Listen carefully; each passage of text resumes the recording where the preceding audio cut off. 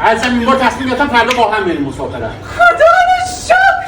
هم اگه هر بار رو خواهر و مادرت میذاره زهرمانمون میکنه، این بار دوتای خوش میگذره. کیه؟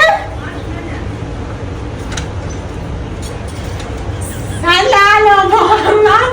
دشمن جونم اومد. من زهلم دیتmiş gelin. سلام oğlum. سلام، خوشحال میشم. چی گفتی؟ میگو به بچه چقدر خوشگل شدی امروز. Müteşekkir ederim. Allah yüzünden görsün.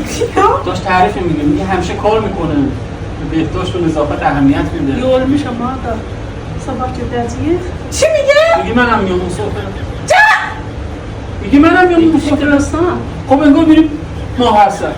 ما حسن دوتایی میرن. این چی میگه اینجا؟ خب اینم زنبور عسله.